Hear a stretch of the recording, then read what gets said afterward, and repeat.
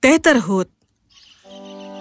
Suatu ketika, hiduplah seorang raja dan ratu yang tidak memiliki anak.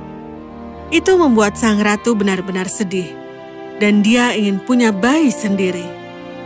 Suatu hari, ketika dia sedang duduk di halaman istana, seorang wanita aneh berjalan mendekatinya. "Salam yang mulia, Ratu."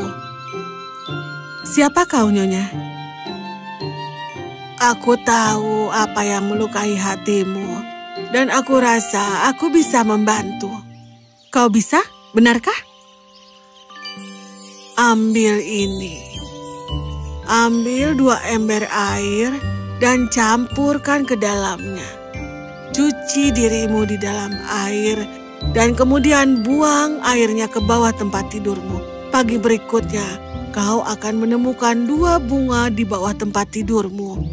Satu berwarna biru dan yang satu lagi berwarna ungu. Yang biru harus kau makan, dan yang berwarna ungu itu harus kau biarkan berbaring di tempat itu." Lalu ratu melakukan apa yang diperintahkan. Dia membawa 2 ember air ke kamarnya dan membasuh diri di kamar itu. Lalu airnya dibuang ke bawah tempat tidur. Keesokan paginya, seperti yang diperkirakan wanita tua itu, 2 bunga bermunculan di bawah tempat tidur. Ratu mengambil bunga biru dan memakannya. Itu adalah hal yang paling enak yang pernah dia rasakan. Dia ingin tahu seperti apa rasanya bunga yang lain dan melupakan apa yang diperingatkan oleh wanita tua itu. Dia juga memakan bunga berwarna ungu. Tidak lama kemudian, sang ratu melahirkan 2 bayi. Salah satunya cantik, tampak seperti malaikat. Tapi yang satunya lagi, perawat terkejut melihat anak itu. "Apa? Bagaimana ini bisa terjadi?" "Apa itu?" Salah satu dari 2 bayi dilahirkan dengan tanduk dan ekor. Perawat menunjukkan pada ratu. "Anakku, apakah dia sehat?" "Dia sehat, tapi..." "Dia adalah anakku. Bahkan kalau dia berbeda, aku akan membesarkannya dengan semua cinta dan perawatan lembut yang akan aku berikan kepada bayiku yang ini. Aku akan memanggilnya Putri Hondel, dan yang satu lagi adalah Putri Agnes." Dan begitulah yang terjadi.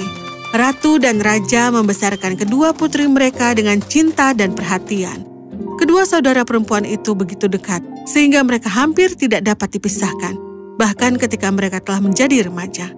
Tetapi sang putri dengan tanduk bersikeras untuk mengenakan kerudung yang compang-camping dan membawa sendok kayu di sekelilingnya. Maka orang-orang mulai memanggilnya Putri Tetherhood. Ketika dia dipanggil seperti itu untuk kesekian kalinya. "Mengapa kau memakai kerudung itu dan mengapa kau membawa sendok kayu itu?" "Aku membawanya agar ketika suatu hari cinta sejati akan mengubah tudung menjadi mahkota dan sendok menjadi tongkat malaikat."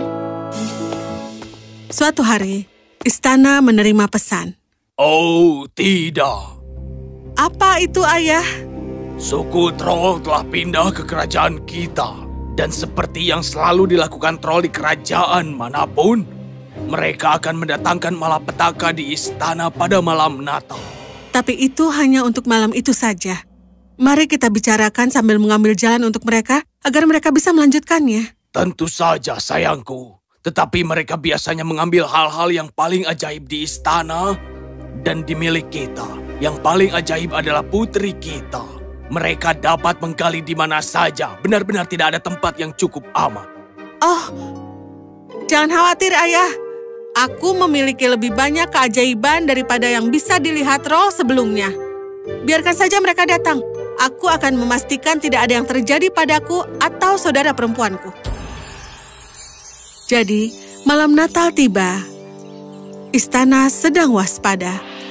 Tapi troll sampai ke kamar di mana para putri itu berada.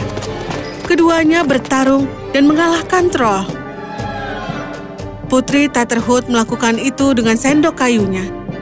Para troll segera melarikan diri, tapi sebelum pergi, salah satu dari mereka melepaskan sihir yang kuat pada sang putri dan mengubahnya menjadi seekor sapi.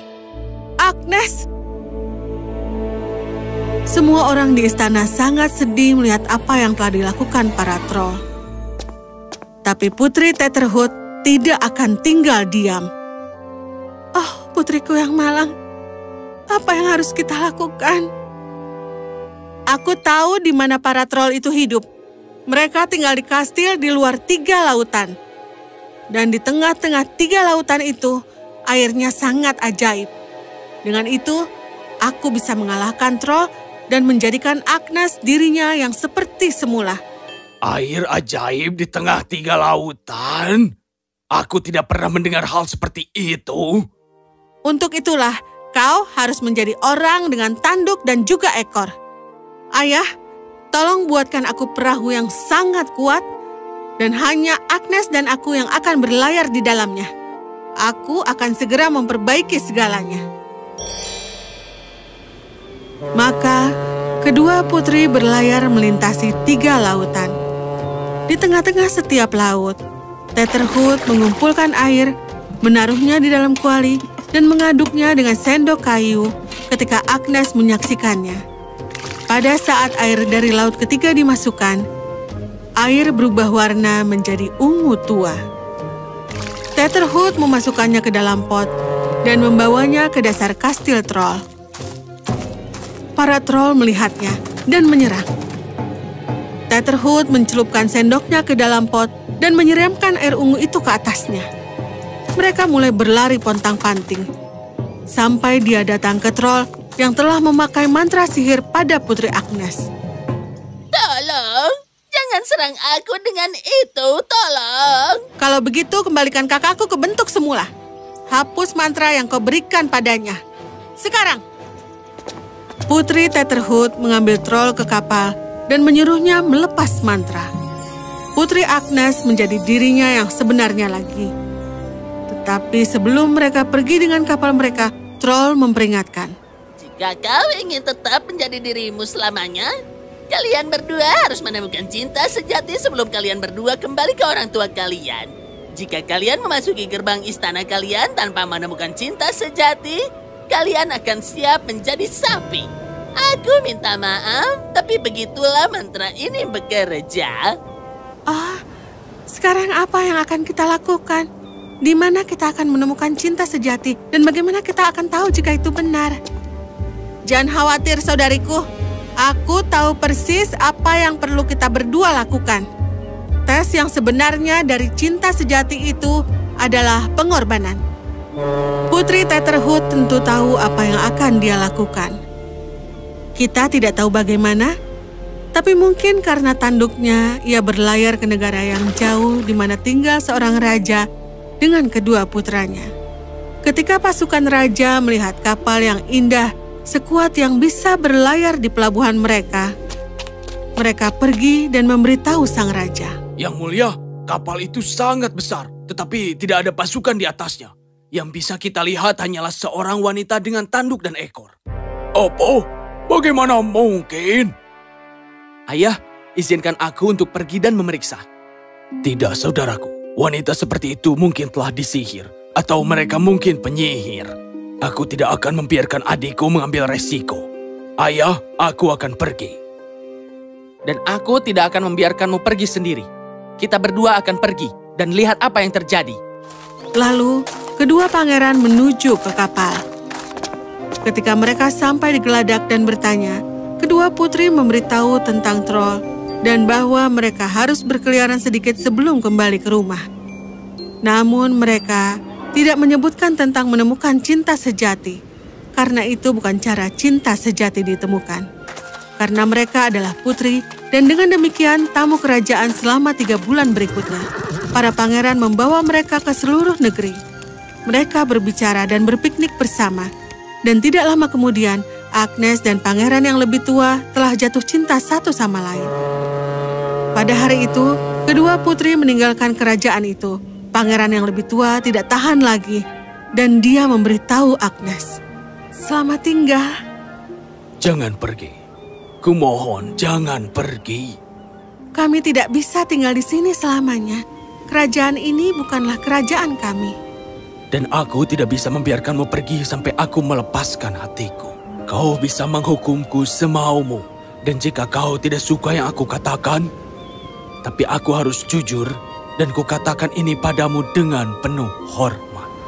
Ada apakah, Pangeran? Aku telah jatuh cinta padamu, putri, dan aku ingin menikahimu. Apakah kau setuju untuk menjadikanku suamimu? Kakakku akan menikahimu hanya dan hanya kalau adikmu mau menikah denganku. Baiklah. Adik, jangan. Kau tidak dapat menikahi seseorang yang tidak kau cintai hanya karena aku. Kakak, cinta sejati sangat sulit ditemukan. Dan kau telah menemukannya. Aku mungkin masih bahagia dengan saudara perempuan mempelai, tapi kau tidak bisa membiarkan cintamu hilang. Kau tidak akan pernah bahagia. Tidak bisakah kau lihat? Dia juga sangat mencintaimu. Pangeran yang lebih tua melakukan yang terbaik untuk meyakinkan adik laki-lakinya untuk tidak menikahi Tetherhood.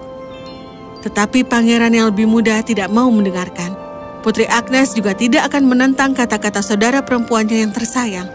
Jadi, setelah banyak perdebatan dan banyak pertimbangan, diputuskan bahwa pangeran yang lebih tua akan menikahi Putri Agnes dan pangeran yang lebih muda akan menikahi Putri.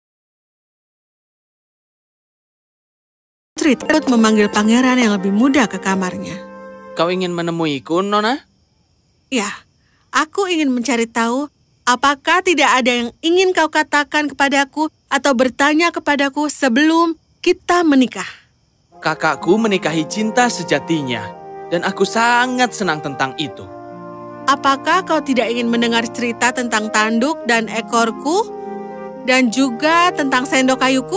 Aku menerima kau apa adanya, dan walaupun memang benar bahwa aku tidak mencintaimu, aku melihat kau sebagai teman yang menyenangkan, dapat diandalkan, dan juga cerdas. Aku telah menikmati berkeliling dunia denganmu, dan aku harap persahabatan sudah cukup untukmu, Nona. Aku akan melakukan yang terbaik untuk membuatmu bahagia. Aku berjanji.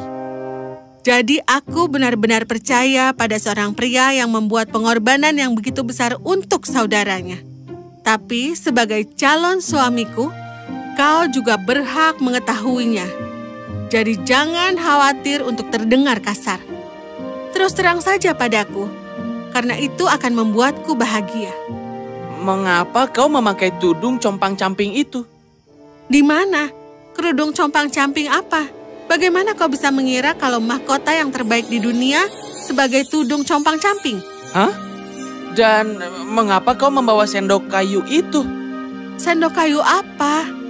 Dengar ya Tuan, ini adalah tongkat terindah yang bisa dimiliki oleh putri manapun. Bagaimana bisa kau dilahirkan seperti ini? Dengan tanduk dan ekor? Siapa yang bilang aku dilahirkan dengan tanduk dan juga ekor? Kau pasti telah melihat banyak hal. Kau cantik. Tapi aku tidak mengerti apa yang baru saja terjadi. Itu adalah kekuatan cinta sejati, Pangeran. Baik, aku tidak pernah benar-benar mencintaimu. Tapi kau benar-benar mencintai kakak lelakimu, sampai-sampai kau rela berkorban begitu besar untuknya. Dan dengan cara tertentu, kau juga mencintaiku, karena kau tidak pernah membiarkanku merasa sedih tentang tanduk dan juga ekorku dan segala keanehanku. Kau selalu memperlakukan aku dengan sangat penuh hormat. Itu juga merupakan tanda seorang pria dengan hati yang benar-benar adil dan juga mulia. Dan hanya cinta hati seperti itu yang bisa dicintai. Hal yang sama berlaku untuk adikku Agnes dan juga saudaramu. Mereka berdua rela mengorbankan cinta mereka untuk kita berdua. Saudaramu begitu agar kau tidak harus menikahiku. Dan saudariku begitu agar kata-kataku dihormati olehmu. Apakah cinta dan hormat benar-benar sangat kuat? Itu adalah sihir yang paling kuat di dunia. Terima kasih karena telah menyelamatkan kami semua. Dan begitulah yang terjadi. Dua pasangan, Putri Agnes dan pangeran yang lebih tua, begitu saling mencintai. Dan Putri Horndel dan pangeran yang lebih muda begitu penuh rasa hormat satu sama lain. Mereka menikah dengan kemeriahan dan juga kemegahan. Dan mereka semua hidup bahagia selama-lamanya.